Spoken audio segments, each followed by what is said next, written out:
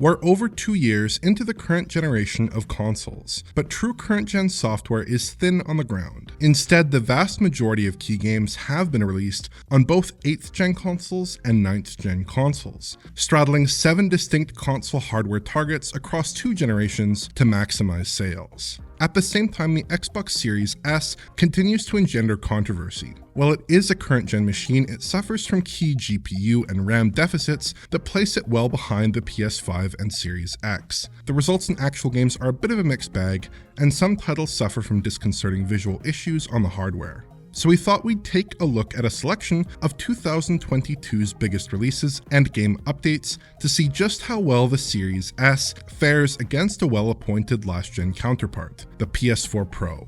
The Pro makes for an interesting point of comparison as it has a very similar GPU configuration, at least on the surface. Both machines pack roughly 4 teraflop GPUs, and both have about 220 GB per second peak transfer rates on their main memory pools. Architectural and configuration differences muddle the waters here, but in broad strokes these systems have similarly capable graphics hardware. At the same time though, the Series S packs 2 key current-gen technologies, a beefy Zen 2 CPU and fast NVMe storage that should allow it to deliver a faster, smoother, more responsive experience. These are bound to be heavily taxed in games that are built from the ground up for current-gen consoles, but do they confer a benefit in cross-gen software as well? So let's dive into our 4 teraflop showdown, starting with one of the most popular games around, Cyberpunk 2077.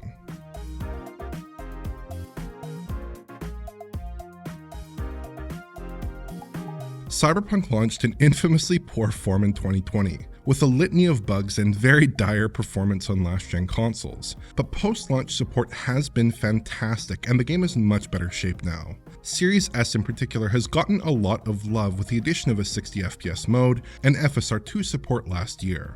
So how do the Pro and Series S stack up? Basic image quality tests pitting the Pro against the Series S's quality mode prove that they're more or less a match. Both systems have dynamic resolution setups here, with both delivering pixel counts around 1080p or slightly above during typical gameplay. Actual resolve detail does look pretty closely matched between the 2 consoles. Curiously, Series S does seem to draw in additional environmental assets, mostly little bits of extra geometry and texture layers around the open world. But the key difference lies in performance. Cyberpunk really stresses last-gen CPUs and hard drives, and there's definitely a sense that the game is still a little bit messy on PS4 Pro. Framerate dips are frequent with little drops and hitches punctuating the experience. Large battles produce the worst results, but driving around at speed also seems to push the Pro quite hard. Asset loading is another serious pain point. Textures, pedestrians, and incidental bits of geometry often take a while to load in. It doesn't affect gameplay for the most part, but ultra-low quality assets aren't especially attractive at close range, and you will see a fair bit of them on PS4 Pro.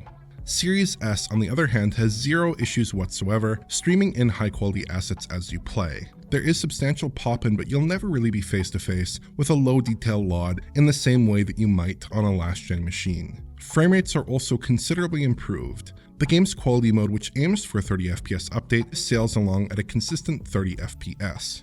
The performance mode targets 60 FPS and does manage to hit it quite consistently, though again there are drops at times. At regular viewing distances, image quality isn't too far off the quality mode either, especially when you factor in Cyberpunk's characteristic heavy post-processing. Loading times produce another big win for Microsoft's pint-sized Xbox. A load into the hospital area takes just 12 seconds on Series S, less than a quarter of the 50-odd seconds it takes before you see any in-game graphics on the Pro. So Cyberpunk is a comprehensive Series S win, drawing roughly even on image quality, but exceeding the Pro on just about every other meaningful performance metric you can imagine. There's still definitely a sense that there's a bit of room for improvement, but it's a substantially better experience than the Pro can muster. The Callisto Protocol is another title that came in a bit rough on last-gen consoles. Visually, the predominant problem is a big reduction in asset quality across 8th-gen consoles. Stacking the Pro and Series S side by side, the differences are obvious. All kinds of little normal map decals and incidental bits of geometry are gone. Models often have a chunky, low poly appearance and sport soupy looking poor quality textures. It's basically the same story across all of the older consoles, and the Pro is no different here, despite packing similar GPU power and a roughly similar RAM allotment to the Series S. Callisto is a superb looking game, and the Pro still looks fine on its own terms, but clearly quite a bit of fidelity has been lost in translation. If you zoom in a bit and examine edge detail closely, both consoles have pretty similar image quality, though PS4 Pro is usually technically at 1440p, while Series S falls closer to 1080p or so most of the time. I do suspect that TAAU, or another upsampling technique, is to credit for the visual similarity. Last-gen Callisto also suffers from serious performance issues. Small hitches and clutches of dropped frames are a frequent companion, making the game feel unstable.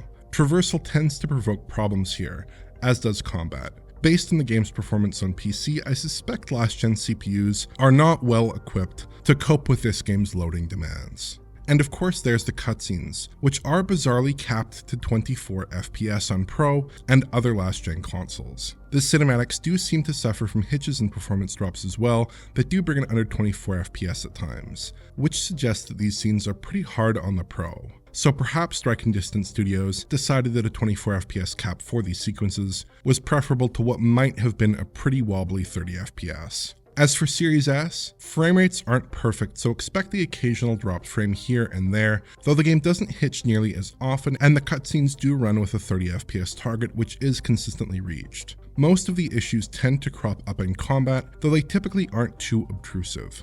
So the Series S again notches a comprehensive win over the Pro here, with substantially more attractive visuals and cleaner performance. Series S is still far off the premier Callisto Protocol experience. There's no ray tracing, for instance, and no high frame rate gameplay option. But the Pro struggles quite a bit with this title, so the Series S manages to be confidently ahead regardless.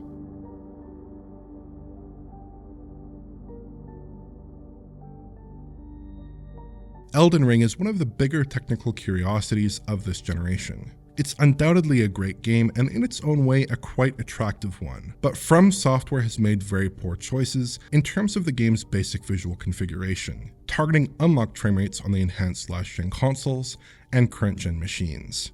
It's a slightly maddening setup made all the worse by the almost total lack of improvement on consoles since the game launched almost a year ago. The PS4 Pro notionally could perhaps hit 60 FPS in some limited circumstances, but in practice tends to float slightly above 30 FPS in the open world. Drops below are possible, but the typical run of play is 30 to 35 FPS or so, which makes the game feel pretty jittery and unstable. The Series S has basically the same performance level in its quality mode, with a pretty rough update that usually lies in the 30s. But the system offers a frame rate mode that clocks in at about 50 to 60 FPS most of the time, though it is typically sub 60 FPS, which is a bit annoying, and can drop into the 40s and 30s at worst. Here, it's a system level feature that ultimately saves the day. Series S has excellent support for VRR, and on the right display, you can get a smoothly paced output from the Series S version as long as you're playing in the frame rate mode. This is one of a small handful of ways to salvage reasonable performance from the console versions of Elden Ring, and it is effective, though it won't work for everyone. Visually, the differences between the Series S and PS4 Pro are pretty minor. The Pro's checkerboarded 1800p is more or less a match visually for the 1440p resolution in the Series S's quality mode. The frame rate mode takes a moderate image clarity hit relative to these options, as it also targets 1440p, but typically falls well below courtesy of DRS. Elden Ring really requires a precise setup to produce a fluid gameplay experience, and neither Series S nor Pro provides a great out-of-the-box experience. But at least Series S is fixable with a good display. And in the event that you must play the game on a non-VRR panel, the overall frame rate is respectably high at least, though the jitter remains unpleasant. So Series S chalks up another win here as well, though neither machine is offering a truly satisfactory experience in a conventional sense. The Witcher 3 is another open world epic and the second title by CD Projekt Red that we're taking a look at today. Now, if we had booted up this game a month or two ago on the Series S, we'd be stuck with the base Xbox One code path, producing some less than ideal results. But Series S is now home to a native version, so how does it fare against the PS4 Pro? Judging image quality between the two machines, the results are a little bit mixed. In quality mode, the Series S's 1440p resolution typically offers a softer, less detailed look than the Pro can offer with its 4K checkerboard resolution. But FSR2 handles aliasing much more effectively than the primitive anti-aliasing available on the Pro code, producing a much more stable and less jagged image. The performance mode does take another step down here as a byproduct of its lower 1080p pixel resolution, though it still looks reasonably presentable. But every other aspect of the Series S version is significantly improved over the Pro release. Foliage density, draw distance, and shading quality all take a big leap here, producing a much more vibrant natural environment. There are also boosts to model quality, town NPC density, and shadow resolution. Performance is significantly smoother as well. The PS4 Pro version was mostly fine but could dip a little bit here and there, most notably in busy city areas. These occasional hitches are smoothed out on Series S in its quality mode, with no apparent issues in Novigrad or other dense urban areas. The Witcher's performance mode isn't quite as stable and does drop frames pretty consistently in dense areas, though in the open world wilderness it does tend to be pretty smooth. The Series S pulls ahead of the Pro on basically every meaningful metric here, even though the advanced ray tracing of the Series X, PS5, and PC versions is unfortunately absent. Lastly, let's run through the visual situation on one of the most staggeringly successful games of all time, Grand Theft Auto V. This 9-year-old title received a welcome current-gen upgrade last year, adding TAA, support for high resolutions and frame rates, and ray tracing, although the Series S release is again left out of the ray tracing party. Image quality on Series S is pretty solid, with the familiar 1080p 1440p split across its performance and fidelity modes, backed up by thorough TAA. It looks smooth and attractive regardless of the chosen mode, and is mostly free of visible aliasing. Frame rates are very good as well. The fidelity mode hits a fairly reliable 30 FPS target, only really buckling during intense shootouts. The performance mode is a little bit shakier but still seems to work out reasonably well outside of some dips during traversal and in combat.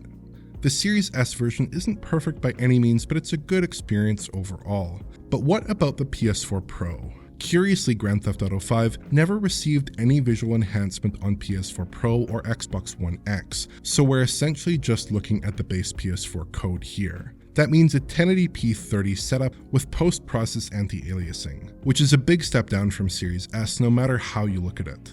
Under stress, it can still drop frames just like the S, though you do have to push it reasonably hard. Perhaps this seems like a bit of an unfair comparison, but it does reflect an emerging development reality, which is that the days of big game updates for last-gen consoles are numbered. Popular perennial titles like Cyberpunk have deployed their last major updates on 8th generation hardware, a reflection of the growing current-gen install base and the difficulty of shipping ambitious content on 2013-era machines.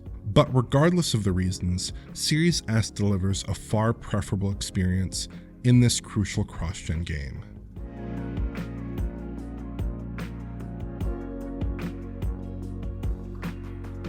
I produced a video about a year ago comparing the Xbox One X with the Series S. At the time, both systems had their respective wins across a variety of recent games. The One X usually had a bit of an edge in pixel count, but often suffered from lower frame rates and reduced visual features when stacked up against the S. In early 2023, the situation looks very different. Across a variety of cross-gen software, the Series S is in a much stronger position, delivering significantly more performant games than the enhanced last-gen consoles.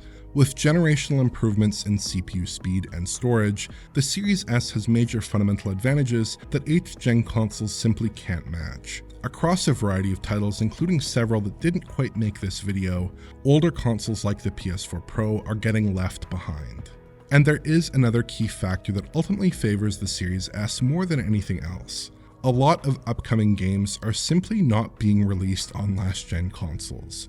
Major games like Starfield, Spider-Man 2, Dead Space, Final Fantasy XVI, Suicide Squad, and Forza Motorsport are exclusive to current-gen consoles and PCs. While there are still a few major pieces of generation-straddling games still to come, most notably Resident Evil 4 and Diablo 4, the overwhelming sense is that older consoles are rapidly approaching their expiry dates. The last 2 years have been generous to older hardware, with a frankly overwhelming volume of cross-gen software, but that is about to end.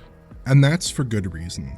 Netbook-class CPUs and slow mechanical storage have hamstrung last-generation consoles and fundamentally limit the capabilities of cross-gen games. Series S has the CPU and SSD grunt to hang with the premium current-gen consoles, while a system like the PS4 Pro can't.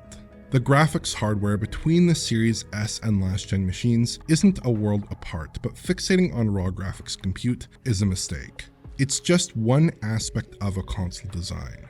Even though the games we've looked at in this video are all cross-gen titles, we're already seeing enormous benefits from faster CPUs and storage, including slashed loading times, doubled framerate targets, and higher quality visual settings. And while performance in upcoming games is a bit of a question mark, Series S hits a strong baseline in terms of basic functionality that is well above what last-gen machines are capable of. If you enjoyed this video, please like, subscribe, and press the bell for YouTube notifications.